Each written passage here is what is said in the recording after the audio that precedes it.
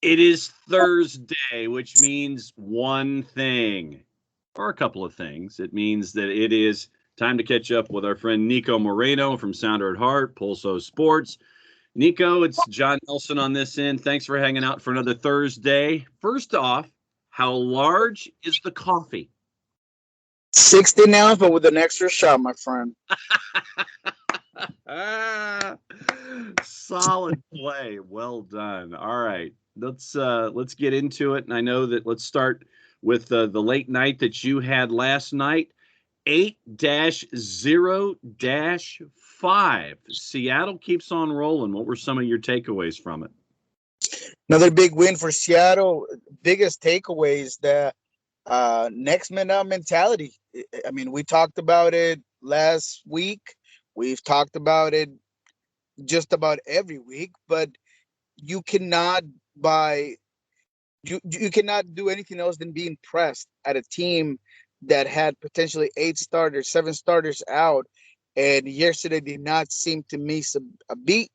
They were able to adjust to mistakes that they've made in the past. One of them being their ability to limit offenses with wide players, such as Colorado with Michael Barrios. They put him out a little bit farther out. The game before that as well. Yesterday, despite the 4-3-3, Fafapi called and Rodriguez were unable to really get going throughout the game. I thought both of the wingbacks did a fantastic job. Jimmy Medranda, a player that, once again, I've said it this season, not a lot of people had as a good producer for any MLS team, and there were question marks about injuries and things. He was absolutely fantastic yesterday in both ways, not just on offense, which he does constantly well, services into the box, but also defensively. On the other side, Alex Roldan having the best season of his career. Obviously, the last game he's going to play with the Sounders before he joins El Salvador for Gold Cup. He does it well. Yesterday, they really did a good job pinning back Houston at times. And with all that said, some young players in there, Danny Leyva, 18-year-old playing his behind off in the midfield on a difficult formation for a midfielder. You have Raul Ruiz scoring at the end of the game and making a statement for that 2-0 and tying Javier Hernandez with 10 goals for the Golden Boot. Seattle is just rolling. There is just nothing that Brian Smetzer can do to not get these guys to play well. I mean, he moves shifts. Javier Araga was coming from international duty with Ecuador, had half a practice because it wasn't even a full practice, and he just looked great yesterday. So, yes, there were mistakes. Yes, there were some issues with Javier, but still, as a unit, they just seem to know how to win. So, first time any team has started a season with 13 games unbeaten. A huge credit to the team, a huge milestone and marker. So, man, this team is just amazing. And they're doing it. You mentioned some of the guys that were in that starting 11, but let me go back to Stephen Cleveland here a little bit, and someone who probably was a household name in his own household coming into this season, and that was about it. And he has stepped in for Stephen Fry. And once again, you talk about guys who step into a lineup situation in Seattle and don't miss a beat. Stephen Cleveland continues to do that. Absolutely. And he continues to get stronger, more confident, has a better control of his box, his ability to talk to his players. We spoke to him prior to this game, and he even said he's working on his Spanish because he has Javi and Yamar, and center back, and he wants to be able to understand and communicate. I mean, it just huge props to a player that has to fit such big shoes and has done it in such a smooth transition. He has not allowed mistakes or goals to impact him heavily, and that's huge. You know that this is a mental game, John, and the fact that a player that doesn't have the veteran presence or the time in professional soccer that's able to, a couple of games ago against Vancouver, take 2 goals, one mistake where he maybe came out prematurely, and still is able to just gather it all in and be able to continue to be this good. You got to tip your hat off to him. You got to tip your hat off to Tom Dutra. I tell you guys this constantly as an insider here for Seattle. That coaching staff is doing a fantastic job. It all starts with Brian Smetzer, of course, who, man, if he's not coach of the year, I don't know what's going on with the world. But just the whole entire group, and Tom Dutra as the goalkeeping coach, fantastic job with stuff. What was it like having 27,000 plus in the barn last night? Man, it just changes everything, right? For a Wednesday game at 6 o'clock, which is always tough, everybody's barely coming out of their jobs, have time to maybe change your clothes, put some deodorant, and, grab a cold one before the game. So always impactful. Brian talked about the importance of the fan base being there. The players felt that as well. Raul Ruiz getting that goal at the end, you could tell the emotion. I mean, it's just great to have that back. But for Seattle in particularly, because there is a huge connection between the fan base and the team. So I love to see it. All right, let's take our tour around the league. And since we had 8 matches on Wednesday, let me start with Toronto. And Chris Armas out the door, and they get the interim coach bump against New England, a team that going in, we talk about juice boxes. The juice boxes were leaning heavily toward New England, understandably so. There were points where Toronto was more than a plus 500 on the board. So what happens? Of course, Toronto gets a 3-2 win. What do you think about, first and foremost, Armas out after the big loss to DC, where it just looked like the players just wanted nothing to do with it anymore? I thought it was big and maybe a little late. But what better way to just wash your hands as the front office than to, let a guy go after a 7-1 loss, right? I mean, nobody is questioning that at all. And in reality, I didn't think it was a good fit from the beginning. Issues in the locker room were going to continue to, just ruin the season. So you change it up, you try to revamp the team. And, in South America, there's a saying that new coach, debuting coach doesn't lose. Yes, I know that statistically that's probably not true, but that's just the saying in Latin America. And it worked. It worked for Toronto. They end up surprising, I think, everybody, surprising themselves, perhaps, getting 3 goals, early, first half, and just, getting a win. Did things kind of begin to shift back at the end? Because I thought that New England did come back into that game, started to find their own. I thought, Gustavo Bo could have had one that would have tied it up, early as well. But he just shows you what difference it can be when players really want to play for a coach or for themselves, and knowing that, Chris Armas, whatever the situation was, it was clearly not working. The mental state, the anemic ability, that fight of a team just wasn't there. And now with interim coach, of course, it just happened to work out. You focus on the game. Soteldo, his ability to get in the game, shifty, he gets that goal. I mean, it just seemed to work. And, I think that when Ali Curtis, with his past relationship with Chris Armas, with Red Bulls, I think that when you look at Red Bulls, there's a certain system that has to be in play, a certain mindset. There's going to be the Red Bulls press.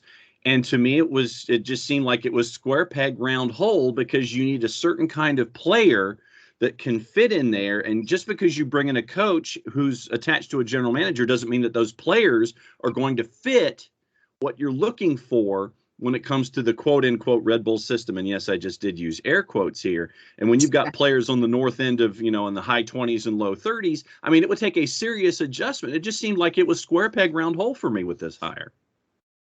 No, absolutely, absolutely, and I think that players yesterday were a little bit more free. I thought Kamara Lawrence had a fantastic game. He was just able to, I don't know, maybe uh, get some more release and not be so flat back or so pinned back. In general, you could tell that the change of mentality, the change of identity, of style of play just worked for the team. Now let's pump the brakes. I'm not gonna buy this stock. I'm not even touching that. I mean, that thing, I don't see it coming back up, but it does show a little bit of improvement, at least by making that change. And other games in the East before, that was your appetizer before you got the matchup with Houston. I mean, Montreal, once again, and I don't know if it's something that has to do with midweek games or schedule compression or whatever, but you're looking at Montreal knocking off NYC.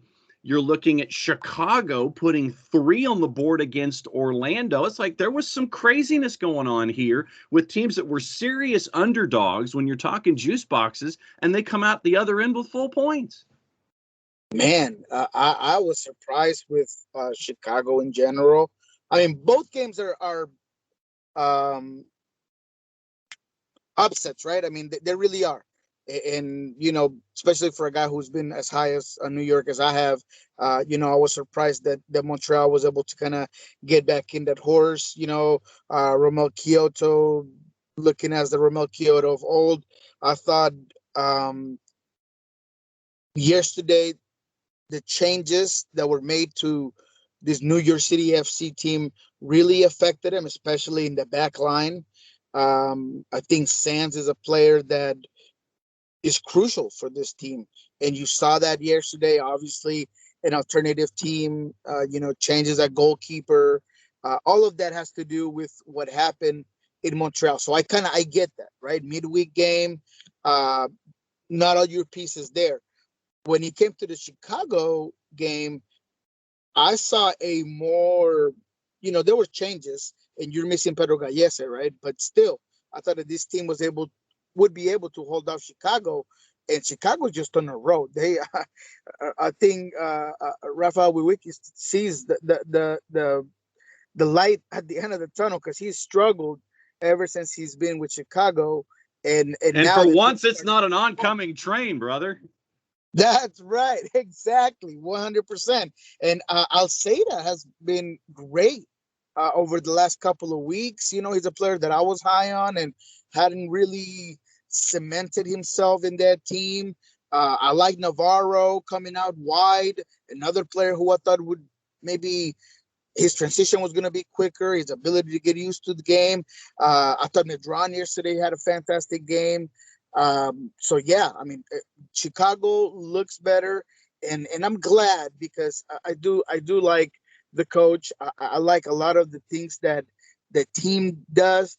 I just thought that there were some really big issues in finishing. There were a lot of big issues on some defending, and I think that switching formations to this 3-man backline, which seems to be a trend across MLS in general, really works for Chicago, and you might see them continue to play well with this formation.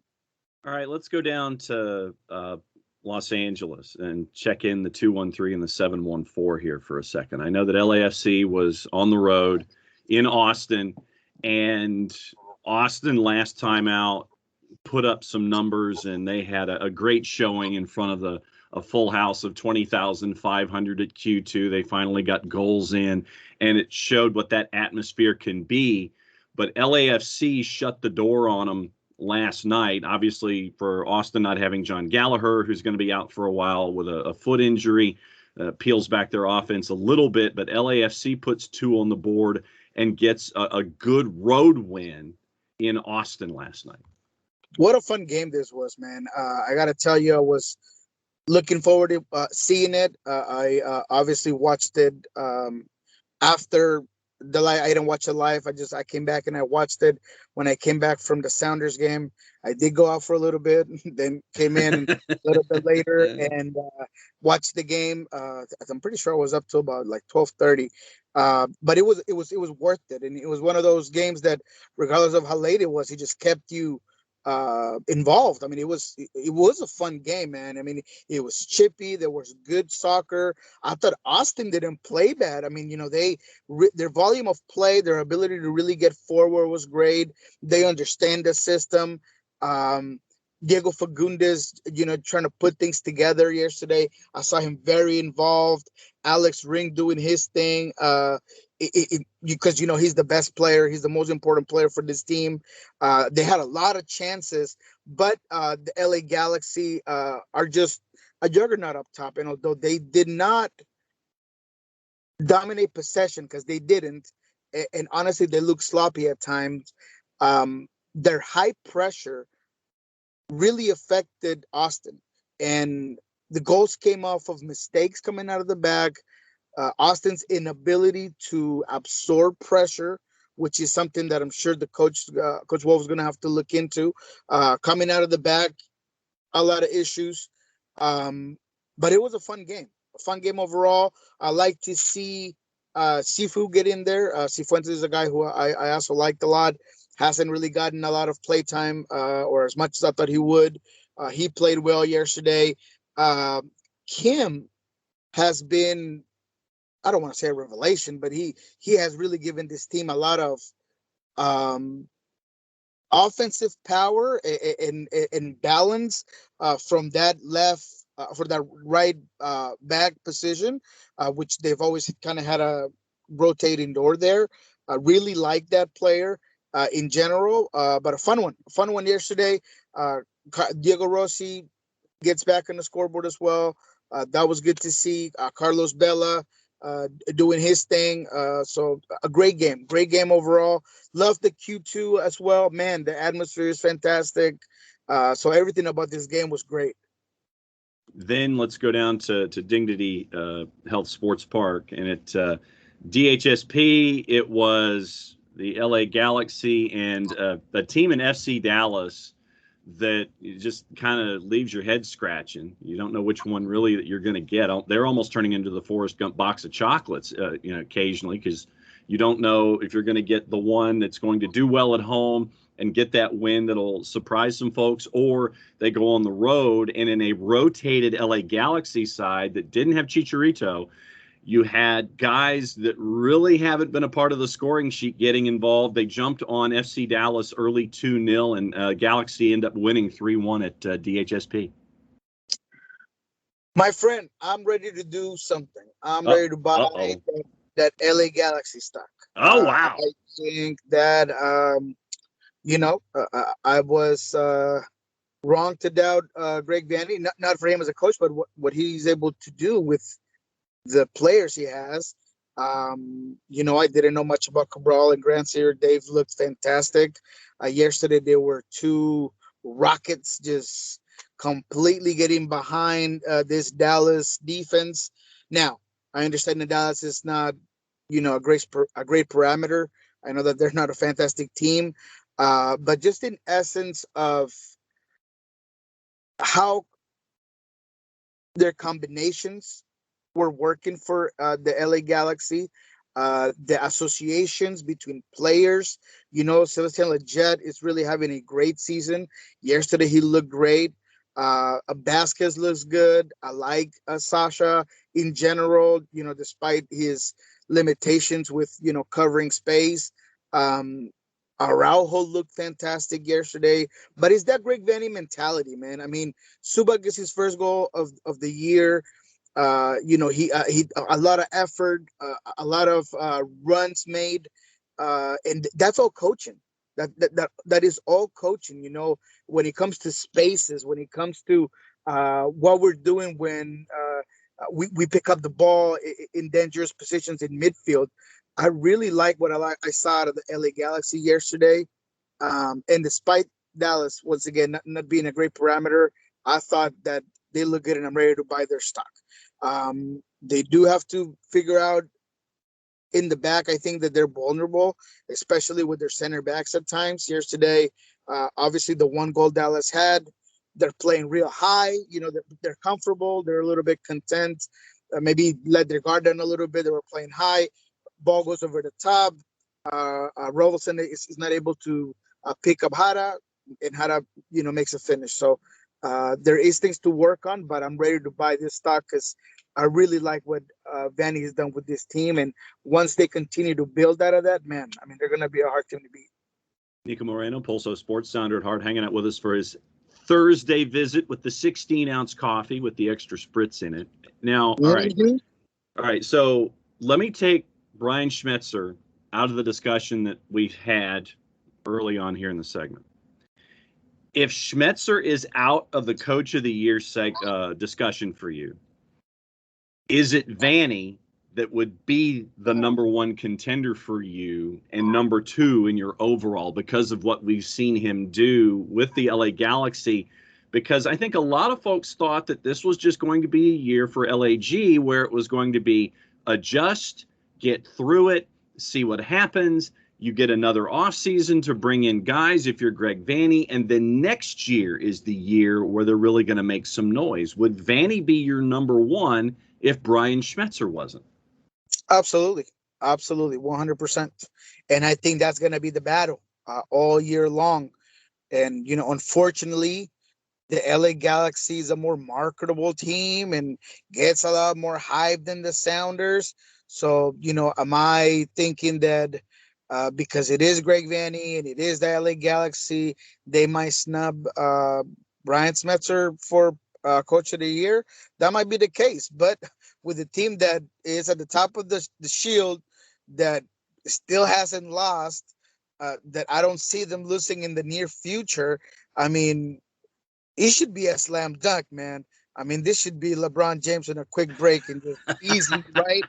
It's got to be Brian. But, I know that he's not thinking about that right now. I know there's still, rest of the season to play. But I think it is going to be the Greg Vanny and Brian Schmetzer race for that Coach of the Year. But yes, I mean, I think nothing from Greg. Once again, you just said it all. And we talked about this, right? We thought it was going to be a transition year, that it takes time to really put that philosophy in general, because the issues with LA Galaxy were not just on the pitch or on the coach's bench. I mean, it was club wide. I mean, it's the bench and the back bench and the office bench and all the right. benches. Absolutely. Front office, everything. I mean, so the changes that he's been able to do, just say a lot about him. Absolutely. And Brian Schmetzer has more of a build-up relationship and everything here in Seattle. Sure. So that's why I think it's going to be a race between both of those guys. But both fantastic coaches. Credit to both. Great seasons. It's going to be real fun watching the West and those two teams in the playoffs for sure. But then let me ask you this. As much as we're talking about Brian Schmetzer and Greg Vanny, where does that leave Peter Vermes, considering that right now Sporting Kansas City, I mean, no, they didn't play on Wednesday night, but they've got 13 matches in, second in the table in the West at 26 points, averaging 2 points a match. Is Peter Vermes one of the quietest, best coaching jobs we've seen over time because of the consistency that we've seen with Vermes? Because we're talking about, and by my own admission, we're talking about Brian Schmetzer, we're talking about Greg Vanny for Coach of the Year. Yet, in between them, in the Western Conference standings, someone who seems to be the Northwestern Mutual Life of coaches in MLS, it's Peter Vermes, and he's just doing his thing, and all of a sudden it's like, oh yeah, Peter Vermes. It's stunning at times that he's an afterthought almost. You know what? Talking about, not marketable and, getting snubbed. You're right.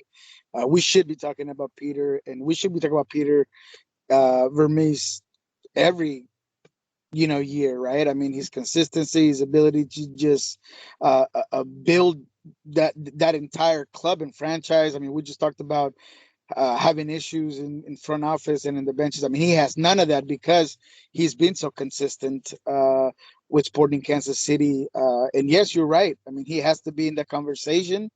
So I have nothing to say aside from LA Galaxy, because of how bad, how awful they were last season, and how quickly Greg was able to put it together and reflect it on the field and with results gives him an edge. And then Brian Smetzer, because having the first team to win 13 unbeaten to start the season because of how well they played. The absences that this team has had, no Niko, no Jordan Morris, guys leaving for national duty, no Stephen Fry. I mean, man, everything that Brian has had to deal with, the adversity that Brian has had to figure out, probably sitting at home doing equations and long division, trying to figure out how to get this team to work, has to give him an edge. So I'm gonna go ahead and credit and try to be positive on both of Greg Vanny's and Brian's situation, and never belittle Peter Vermees' just huge influence and fantastic work that's so constant. Well, and getting into what you were talking about, here's the player availability report or inability or unavailability report last night for your Seattle Sounders.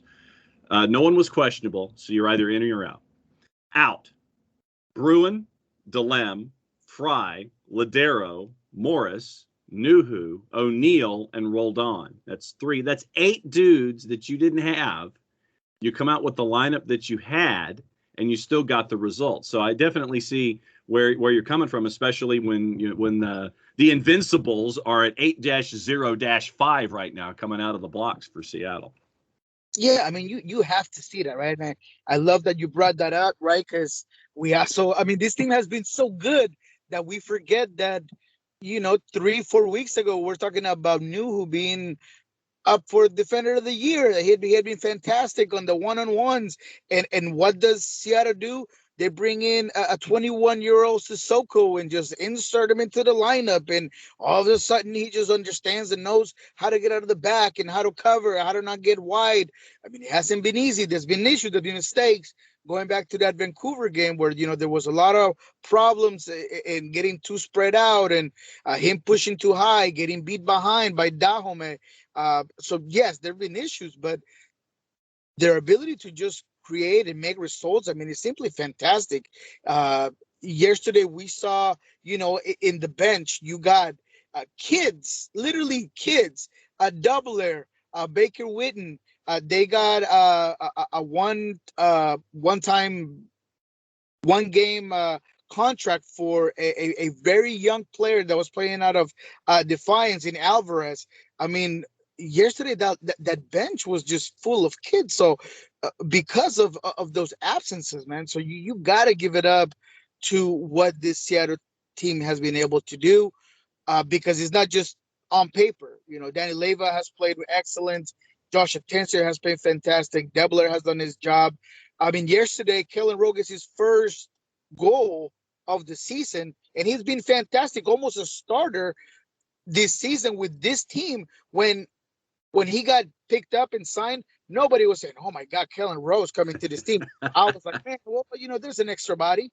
I'm gonna be quite honest. That's what it was. Like, oh well, Kellen Rose. Oh, he's versatile. He could play right back, right wing back. He could play, maybe in the midfield, and it's been fantastic. That's coaching, man. That's coaching. All right, so we've got 3 matches Thursday and Friday. It is Atlanta going to Nashville. You've got Red Bulls in Philadelphia, and you've got Hell is Real with Cincinnati and Columbus. Shiva is in on Twitter for us, and she wanted me to ask you this question. Please ask Niko, why is Seattle so good? What's their secret sauce? Because we need it here in Atlanta. And then she follows it up with two woozy face emojis. And I actually had to take the cursor over the emoji to figure out what the official designation of the woozy face emoji was. So, Niko, what's the secret sauce? It's foundation. If I had to put it in one word, is foundation. And unfortunately, Atlanta hasn't quite had it. Seattle has had a permanent denominator here for forever, which was Adrian Hanauer, the owner, Chris Henderson, who's now with Inter Miami. Even before that, with obviously Garth Lagerwey now. So that foundation, that front office, and their ability to use their resources to their best of their abilities, that's where it is. Youth development, not striking out on DPs, being careful and not just picking up the most expensive guy like it has happened in Atlanta, unfortunately, because that sets back a team years.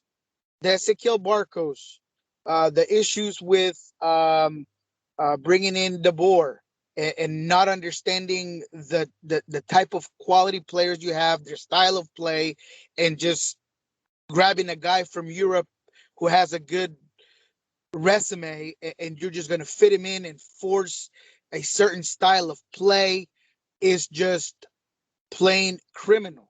But you won two trophies with Frank DeBoer in 2019, though, with Open Cup and Campeones Cup, though. But you ended up ruining the team in general. You wasted the time that you had with fantastic players, and you broke that locker room. Pires was gone. Was the other kid that ended up leaving that didn't get a lot of playtime, went back to Argentina. Everything that happened, I thought was made because of issues. Yes, you won a couple of trophies, which are minor, by the way, in my opinion, because what you really want to get is the league, right? Understood. Yeah. Right. So I thought those were minimal compared to what you were doing in general to this team. So that's literally the key, is that foundation, the right decisions made, and not handicapping your salary cap, and not hindering the base of the team and the foundation, the identity. Seattle's had that from day one, and they've never missed a playoff game because of that foundation. And they are where they are now because of that foundation. Brian Smester has been with this team from day one, and he knows it, understands it. Every player fights his heart out for him. That type of consistency is key to what the Seattle Sounders are here today. Unfortunately, Atlanta hasn't done that.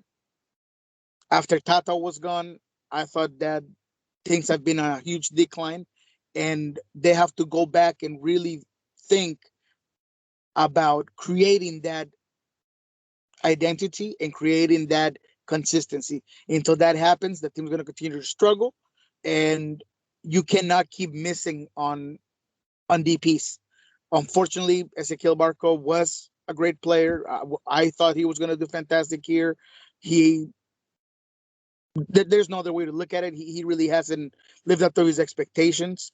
That I think is a So marked player with Barco, though. You still have the injuries that have really handcuffed Barco and his development, too.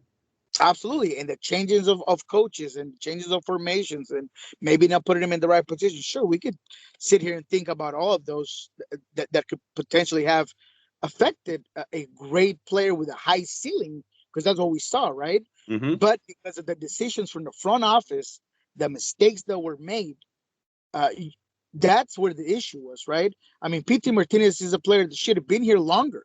That should have been. You should have not just won one, but you should have won more with him, right? I guess Miguel Almiron gone, right? I mean, that was going to happen. Yeah. That's all right. You had that's money that came in, but you should have had a plan for that as well. And there just wasn't. And I just think that it's a huge issue with the decision making of the front office. And unfortunately, when you have, I mean, I guess it's a curse. to have a lot of money because you just feel like you could spend it and that's just going to fix your problems. And that's just not the case. I mean, you see it with um, Cincinnati, bought all these players, they didn't quite work. Yeah. Issues. Atlanta has had the same issue, right? Yeah. It just hasn't worked. So I just think it really goes back to the front office, and they need to figure it out. They need to bring. I'm not sure if Haynes is the guy because I like him, but I understand that the results haven't quite been there. But you got to make a decision. Are we going to stick with this guy? We're going to build around him. We're going to get him the guys he needs. We're going to give him the time to get his curriculum to really work, or we're going to go out here and find this other guy and bring him those players and give him 3-4 years, because you're not going to get consistency without doing that. You're just not going to do that. Okay, so then let me present this to the floor, counselor. All right. We're in like L.A. Law or Law and Order here with the arguments here. So all right, so with hindsight, I would propose that right now you're basically at the 1/3 pole of the season. I mean, if you're looking at it like you're looking at the Daytona 500, you're coming out of turn one, you're going into turn two. You're not even on the backstretch of the season so far. And so I think that if you want to give hindsight time to get his system integrated, once again, Joseph Martinez is not 100%. He's getting into game sharpness, and we know that there's a difference between being game fit and game sharp. I think that not having Ezequiel Barco healthy at 100% of the time has been a hindrance. I think that not having Mo Heineman, who was flourishing in the role that hindsight gave him and trying to come up with replacements for someone who can take over what Emerson Heineman was doing. I think that all of these obstacles you're having to battle at the same time that you're trying to implement a philosophy with what Gabriel Heinze wants to do. I would think that this year, if you want to exhibit the patience in Heinze and his system, what you do this season is get into the playoffs, make some noise, and continue to develop and improve as the season goes. Next season, because you will have had more transfer windows, you will have had another off season to bring in players that you want to fit into your system. I would think that the second year, like we were talking about with a Greg Vanney with LA Galaxy, the second season under Heinze is where you have the players. Once again, they've had a full season to understand philosophy. That's the season where you're chasing after Supporters Shield. You're chasing after a title. This year, get everybody to 100%, get them into the playoffs, then make noise. I think that this season should be about development and getting to a point to where that second year under Gabriel Heinze is the one where you're really taking swings for the fences. I totally agree. And I think that's the decision that you have to make. And the fan base is going to have to be patient. Look, I love the Atlanta people, love the Atlanta fan base. I mean, unite and conquer, hashtag, I love it. I mean, that's my thing. I really do. I like it, but you're going to have to be patient because this guy's is his first year. Mm-hmm. And there's like a precedent coming into a country with the term before him just got ruined, and the economy is down plummeting, and there's issues. It takes time because you're still dealing with that guy's problems. I mean, when I saw how much money Jurgen Damm was making a year, I almost fall off my chair.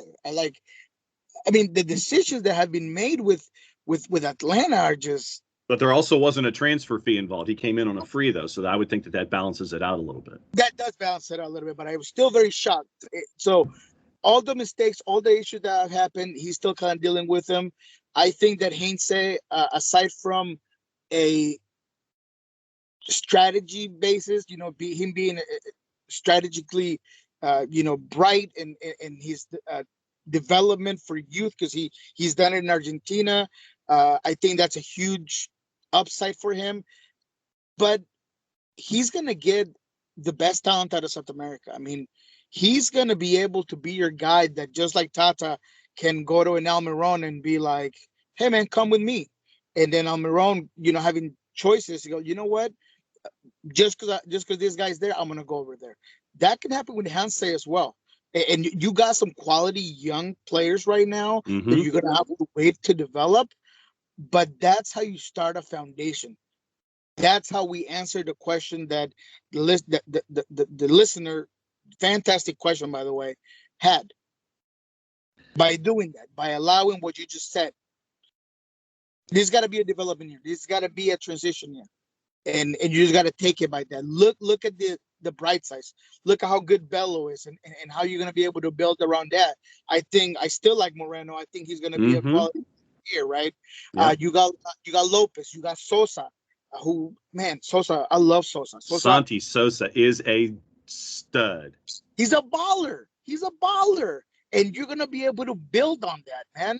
So you gotta see it that way. You gotta understand it, and know that you're not gonna be able to just, you know, just flick your fingers, and things are gonna get better, because it just doesn't happen like that.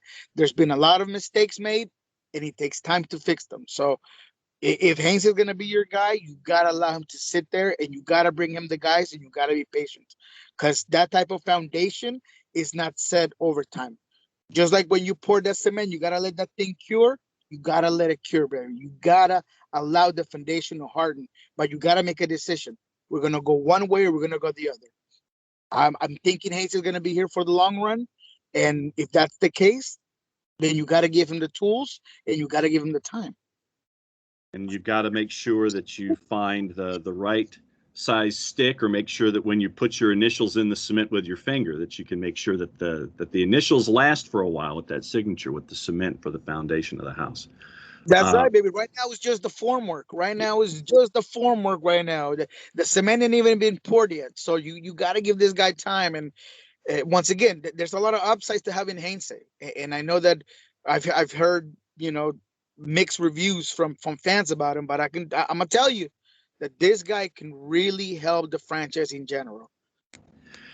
my friend, you know that you and I could go for a while discussing things. I know that you're probably heading to your second cup of coffee. I've probably got you through your first 16 ounces and get you heading to the second. So I'm going to let you head to your second cup of coffee. Time to cut the promo for everything going on at Pulso Sport and Sounder at Heart. Hit me.